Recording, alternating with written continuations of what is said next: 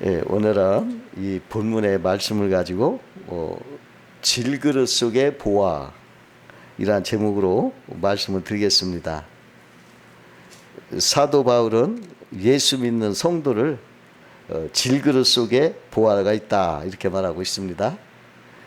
우리 인생은 질그릇처럼 보잘것없이 쉽게 깨지고 투박해서 멋대가리가 없고 하찮은 존재입니다. 그러나 그 질그릇에 예수의 보화를 담으면 그 보화 때문에 고귀한 그릇이 되는 것입니다. 어느 재벌 총수가 말하기를 한 사람의 인재가 20만 명, 30만 명을 먹여 살린다 이런 말을 했어요. 세상 인재도 그런데 하늘에 예수 보화를 가진 사람은 엄청난 일을 하는 것입니다. 그 엘리사 시대에 그 이웃 강대국 아람 왕이 호시탐탐 이스라엘을 엿보고 침략을 합니다. 근데 그때마다 아무리 비밀로 해도 모두가 다 발각되는 거예요. 그래서 작전이 다 실패하는 겁니다. 그러자 아람 왕은 크게 분노를 해요. 우리 중에 누가 스파이가 있다. 그래서 우리 비밀이 다 이스라엘로 들어가가지고 우리 작전이 소용이 없다. 오히려 우리 군사만 죽어가고 있다. 그 스파이를 잡아야 한다. 막 이러면서 다그치는 거예요.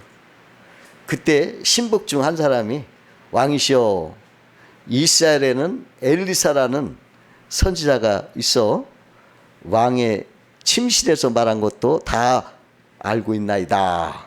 이렇게 말하는 거예요. 엘리사 한 사람의 보화가 나라를 지키고 오히려 전투에서 승리하게 한 것입니다. 이와 같이 예수를 믿어서 보화를 가진 사람은 비록 질그릇 같은 인생이지만 엄청난 힘을 가지고 있는 것입니다. 그러면 오늘은 예수 그리스도를 믿고 영접해서 보배를 가진 사람은 어떤 사람이 되는가 알아보면서 은혜를 나누고자 합니다.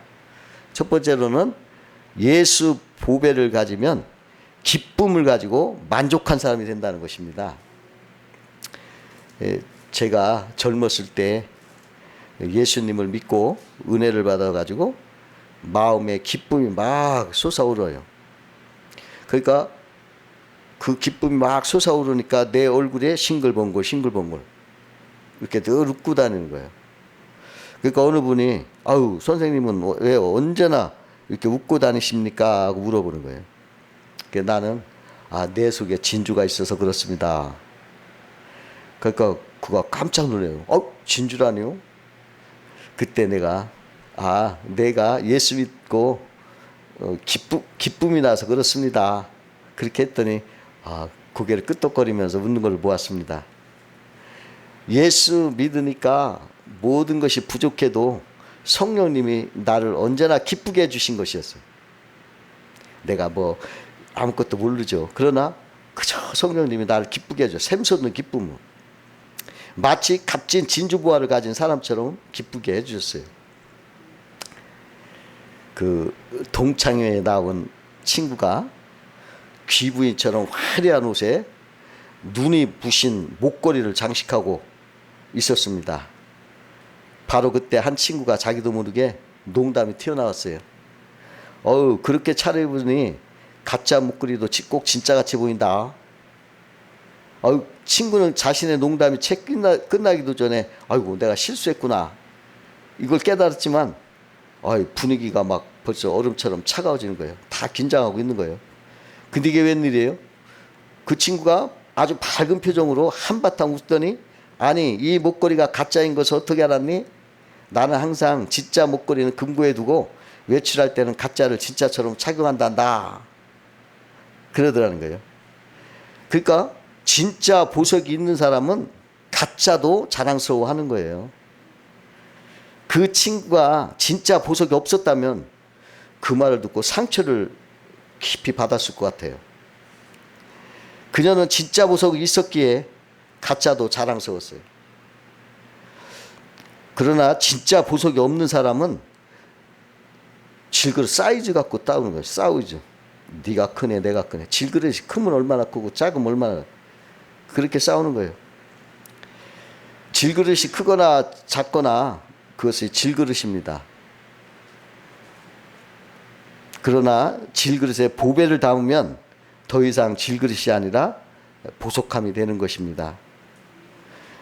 진짜 보화 되시는 예수님은, 예수님을 마음에 모시고 인생을 살면은 기쁘고 만족한 삶을 살 수가 있는 것입니다. 두 번째로, 예수 보배를 가진 사람은 유익한 사람이 되어 빛과 소금의 역할을 감당하는 것입니다. 보배를 가진 요셉은 어디를 가도 유익한 사람이 되어서 복된 사람이 되었습니다. 그가 보배가 있으므로 가는 곳마다 거기가 복을 받는 거예요. 보디발 집에 가면 보디발 집이 복을 받고, 감옥에 가면 감옥이 복을 받고, 왕궁에 가면 왕국이 복을 받고, 나라가 복을 받았습니다. 그러나 보화를 떠나면 저주가 임하는 거예요. 그 요나는 주의 말씀을 거역하여서 다시스로 가는 배를 탔다가 요나 때문에 바다에 풍랑이 막 일어나가지고 그 배에 있던 사람들이 다 큰 고통을 당했습니다. 조심해야 되는 것입니다. 그 사도 바울은 예수 보배를 가졌기에 엄청난 풍랑 속에서도 그들을 잘 인도해서 한 사람이 생명도 잃지 않고 무사히 그 멜리데 섬에 상륙을 시키고, 그곳에서도 여러 가지 병을 고치고 하나님의 기적을 행하고, 그래서 다 풍족하게 공급받아서 목적지로 갈 수가 있었습니다. 고린도전서 10장 24절에 누구든지 자기 유익을 구하지 않고 말고 남의 유익을 구하라, 그렇게 말씀하셨어요. 남의 유익을 구하는 자가 잘되고 형통하는 것입니다. 그 자동차 왕 헨리 포드에게 어떻게 해서 그렇게 성공하고 돈을 많이 벌었냐고 물었더니 그가 이런 말을 했어요. 첫째로 가장 값싼 차, 둘째로 가장 편안한 차, 셋째로 가장 안전한 차를 만들려고 노력했기 때문입니다. 그렇게 대답하더라는 거예요. 결코 돈 버는 것이 먼저가 아니라 남의 유익을 주려고 하는 그런 것이 사업 목표였기 때문에 그렇게 성공할 수가 있었다는 거예요. 그 강철한 카네기에게 어떤 신문 기자가 묻기를, 당신은 재산이 다 없어진다면 어떻게 하겠습니까? 물었더니 또다시 모든 사람이 필요로 하는 유익한 물건을 만들면 됩니다, 이렇게 대답을 하더라는 거예요. 이웃의 유익을 위한 목표를 세울 때 참으로 성공할 수가 있습니다. 다른 사람을 기쁘게 하고 행복하게 할 때 참으로 내가 보람을 느끼고 행복하게 되는 것입니다. 그러나 자기 유익만을 구하는 사람은 진정한 행복도 없고 하나님의 축복도 받지 못하는 것입니다. 그 뉴욕 전화국에서 사람들이 어떤 말을 많이 하는가 하고 조사해 보았더니 나라는 말을 제일 많이 쓰더라는 거예요. 5,000번 대화 중에서 4,000번이나 나에 대한 이야기를 하는 것입니다. 우리가 너무나 나만 아는 이기적인 생활에 살고 있는 것입니다. 사람들은 자기만 알고 자기 가족만 잘 먹고 잘 살면 된다, 그런 생각을 가지고 있는 것입니다. 남에게 손해를 끼치더라도 자기만 잘 살면 된다는 생각을 가진 사람이 많이 있다는 것입니다. 그 1923년에 시카고에 있는 에드거 워터 비치 호텔에서 세계에서 가장 성공했다고 하는 부호들이 모여 회의를 했다고 그래요. 그 회의에 참석한 이들은 강철회사 사장, 공익회사 사장, 가스회사 사장, 공물업자 사장, 뉴욕 증권거래소 소장, 국무위원, 윌가이 거물, 전매회사 사장, 국제안전은행 행장 이상 9명이었습니다. 그런데요, 25년 후에 한 기관에서 그들의 행방을 조사해 봤어요. 알아보니까 강철회사 사장은 망해가지고 빚더미에 앉아있고, 공익회사 사장은 외국 망명 생활을 하다가 무일푼으로 객사했고, 가스회사 사장은 미쳐버렸고, 공문업자 사장은 외국에서 고독하게 죽었고, 뉴욕 증권거래소 소장은 형무소에 있었고, 국무위원은 형무소에서 출감 후 곧 사망했고, 윌가의 고물은 자살했고, 전매회사 사장도 자살했고, 국제안전은행장도 마찬가지로 자살했다고 합니다. 하나님의 영광과 이웃의 유익을 위한 목표가 아니면 이와 같이 대부분 비극으로 끝나는 것입니다. 하나님을 위해서, 이웃을 위해서 쓴 것은 어떤 것이든지 영원히 남는 것이 되는 것입니다. 여기 서로 대주되는 두 인물이 있어요.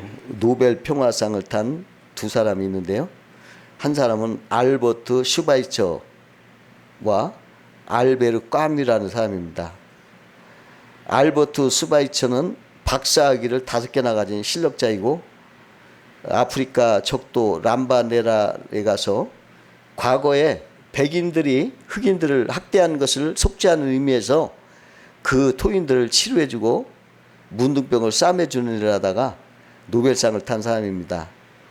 그는 거액의 상금도 불쌍한 사람들을 위해 병원을 짓고 약을 사다가 치료해주는 일을 썼습니다.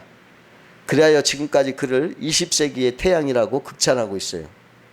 한편 무신론자이며 실존주의자 알베르 까뮈는 노벨상 탄 돈으로 교회에 고급 별장을 짓고 자기의 쾌락만 쫓았습니다. 그러던 어느 날 그 별장에서 신나게 차를 몰고 가다가 교통사고로 죽고 말았습니다. 여러분, 남의 유익을 구하고 사는 것이 행복하고 성공하는 것입니다. 세 번째로, 예수 보배를 가진 사람은 질그릇 같은 나는 죽고 예수로 살아 하나님께 영광을 돌리는 것입니다. 그 김익두 목사님이라고 있어요. 근데 이분이 유명한 깡패였습니다. 황해도 안약 지방에 안약 시장을 주름 잡는 아주 불량한 깡패였어요. 근데 하루는 김익두가 그 안약 시장에서 한 어린아이가 전해주는 전도지 한 장을 받았어요. 그 전도지에 그 안약교회에서 미국의 선교사 소엘렌 목사님이 사경회를 인도한다는 내용이 적혀 있었습니다. 전도지를 보던 김익두가 호기심이 생겼어요. 호기심이 생겨나서 남몰래 슬그머니 가서 제일 뒷좌석에 앉아 있었습니다. 그런데 그날따라 소엘렌 선교사님이 설교하신 내용은 영생에 관한 내용이었습니다.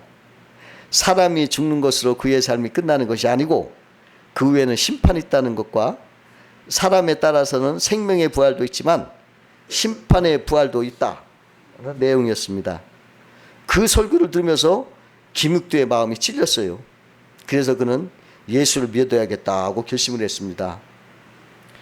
그때부터 김익두는 성경을 읽기 시작했습니다.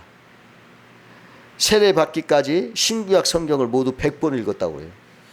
신구약 성경을 100번 읽었대요. 그것도 모르는 친구들이 술 마시러 가자 하면 김익두가 이렇게 말했습니다. 아니야, 나 지금 약 먹기 때문에 술 못 마셔. 그러면 친구가 묻습니다. 무슨 약을 먹는데? 신약과 구약을 먹는다네. 그랬어요. 신약과 구약을 먹고 있다네. 그러는. 하루는 김익두가 성경을 읽다가 갈라디아서 2장 20절을 읽고 큰 은혜를 받았어요. 아, 내가 죽어야 내 안에 예수가 살고 내가 믿음 안에서 살 수 있구나. 그래서 그는 자기를 아는 모든 사람에게 김익두가 죽었다는 부고장을 발송했습니다. 김익두가 죽었다는 부고장을 받은 사람들이 그의 죽음을 깜짝 놀랐습니다. 부고장을 받고 사람들이 김익두의 집으로 문상을 왔습니다. 그런데 죽었다는 김익두가 멀쩡히 집에서 사람들을 받아들이는 거예요. 모든 사람이 또 한번 깜짝 놀랐습니다. 김익두가 이렇게 말했습니다. 여러분, 이제 예전의 깡패 김익두는 죽었습니다. 그래서 이렇게 부고장을 돌린 것입니다. 이제 내 안에는 예수가 나의 주인입니다. 예수의 이름으로 살아갈 것입니다. 이 깡패 김익두의 선언에 많은 사람들이 은혜를 받고서 예수님을 믿었다고 합니다. 여러분, 그 고엽나무는 아무리 거름 주고 가꾸어도 고엽나무, 고엽 열매를 맺혀요. 풍성한 감을 맺으려면 고엽나무를 꺾어서 감나무에 접붙여야 돼요. 그러니까 나는 꺾어지고 감나무에 접붙여야 돼요. 그래야 감이 맺히는 겁니다. 그러므로 질그릇 같은 옛사람 나 조금만 저거 해도 삐치고, 조금만 저거 하면 화를 내고, 조금만 저거 하면 막 불평 원망하고 막 짜증을 내고 하는 나 옛사람, 예? 질그릇 같은 그 못난 나, 이거 죽어야 돼. 이게 죽고 내 속에 보배 예수께서 사셔야 됩니다. 그러니까 나는 죽고 예수로 살자. 그래야 풍성한 열매가 맺히는 것입니다. 그 조지 밀러 목사님은 자신을 가리켜서 나는 어떤 날 죽었다. 조지 밀러에 대해서 죽고 세상이나 친구의 칭찬이나 책망에 대해서도 죽었다. 이렇게 말했어요. 이제 나는 죽은 사람이다. 예수로 산다는 거죠. 우리는 죄에 대해서 죽은 사람으로 여기시고 의에 대해서는 젊은이처럼 그냥 힘차게 앞장서서 살아야 됩니다. 예수 믿는 사람은 죄에 대해서, 나쁜 일에 대해서, 이러한 것에서는 그냥 죽은 사람처럼 아무것도 못하는 무능한 사람이 되게 하고, 의롭고 착하고 바른 거에 대해서는 힘차게 젊은이처럼 앞장서서 살아야 되는 것입니다. 네 번째로 보배를 가지면 전능의 능력을 부여받아 능력 있게 살아갑니다. 그 미국 농과대학에서 호박이 자랄 때 어느 정도 무게를 견딜 수 있을까 실험했어요. 어떤 사람은 예상하기를 한 100파운드는 견딜 것입니다 하고 예상을 했어요. 1파운드는 500g이기 때문에 100파운드는 50kg이겠죠. 그 정도로 생각했어요. 또 다른 사람은 500파운드까지는 견딜 것이다. 그러니까 250kg까지는 괜찮을 것이다. 이렇게 예상을 했어요. 그래서 학교에서 정교한 실험 장치를 설치하고 실험을 했어요. 그 실험한 결과 뜻밖의 그 예상을 뛰어넘어서 호박은 1000파운드, 2000파운드, 그걸 지나서 5000파운드까지 버텼어요. 5000파운드. 그러면 무게가 5000파운드는 2.5톤이에요. 자동차 무게죠. 2.5톤을 건디다는 해서 호박이. 한낱 들풀에 불과한 호박 줄기에 붙어 있어서도 그 호박이 2.5톤의 자동차 한 대의 무게를 견디는데, 전능하시고 천지를 창조하신 하나님께 포도나무와 가지와처럼 붙어 있으면 뭐 큰 산도 견딜 수 있다고 볼 수가 있겠습니다.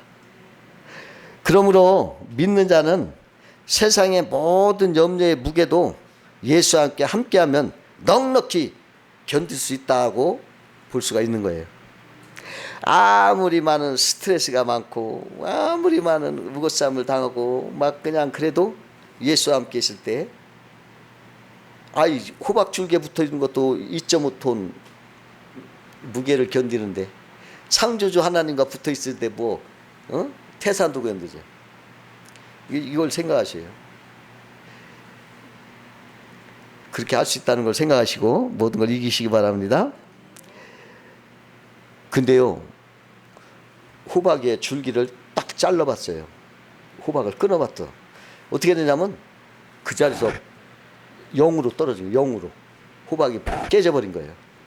그러니까 줄기에 붙어 있을 때는 2.5톤을 견뎠는데 줄기를 끊어내니까 그냥 0으로 깨져버렸어요. 보배를 가지면 전능의 힘을 받을 수 있어요. 그러나 보배가 없으면 견디지 못하는 거예요. 그 복음 전도자이며 그의 사역에 있어서 비범하게 성령의 능력을 체험했던 W.P. 니콜슨 목사는 한 번은 에딘베러에서 전기치료를 받았었습니다. 의사는 그를 의자에 앉혀놓고 이게 신문을 읽고 있었습니다. 얼마 동안 기다린 후에 목사님이 언제 치료가 시작될 것입니까? 하고 물었어요. 당신 지금 치료를 하고 있는 중입니다. 의사가 대답을 했어요. 그러나 나는 지금 아무것도 느낄 수가 없군요. 환자가 대답했어요. 그러자 의사는 몇 개의 전등이 달린 판을 꺼내가지고 그의 가슴에 딱 놓았어요. 그러니까 그 등이 빛을 막 냈어요. 니콜슨 씨 의사가 말했습니다. 당신의 몸에는 거리의 전차를 움직일 수 있을 정도의 전류가 흐르고 있습니다. 전기가 흐르고 있습니다. 당신은 절연되었기 때문에 그걸 느끼지 못하는 것 뿐입니다. 여러분, 우리에게도 전능하신 하나님의 능력이 우리 안에 흐르고 있어요. 어마어마한 힘이 있어요. 그 사용을 위해서 특별한 부르심을 받지 않았기 때문에 그 사실을 인식하지 못하고 있을 뿐이에요. 그러나 언제든지 필요하면 그 능력은 나타낼 수가 있어요. 왜냐하면 이미 그 능력이 있기 때문이에요. 그래서 제가 이런 능력이 나에도 있을까? 이미 있어요. 왜? 하나님의 형상을 닮았으니까 하나님이 다 전능의 능력을 우리에게 심어놨거든요. 그러면 우리는 이걸 알고 그걸 꺼내 쓰면 되는 거죠. 근데 사람이 의심을 해요. 내가 근데 하나님의 무한대의 그 힘이 우리 안에 있음을 알고 여러분 하나님 앞에 기도해서 그 전능의 힘을 쓰시기를 주의 이름으로 축원합니다. 그 어느 사업가가 말했습니다. 바닥에 떨어진 철근값은 5달러 정도의 가치를 한다. 이것을 불에 달군 다음 망치로 두드려 말굽을 만들면 10달러 50대를 벌 수 있다. 더 세밀하게 가공을 해서 좋은 바늘로 만들면 3,250달러를 벌 수 있다. 하지만 스위스 명품 시계의 밸런스 스프링으로 만들면 250만 달러를 벌 수 있다. 아니 5달러가 10달러 3,250달러 250만 달러로 벌 수가 있다는 거예요. 사람도 질그릇 그대로 살면 무가치한 인생을 살지만 하나님의 말씀으로 더 단련하고 더 영적인 사람은 엄청난 가치 있는 인생을 산다는 것입니다. 여러분 우리가 하나님 앞에 구하고 기도하고 영적으로 하나님 앞에 단련을 되면 여러분들 가치는 어마어마하게 존귀한 사람으로 질글스의 보배처럼 여러분 쓰임받고 사람들 앞에 하나님의 영광을 나타낼 줄을 믿습니다. 그러한 삶 사시기를 주의 이름으로 축원합니다. 기도하겠습니다.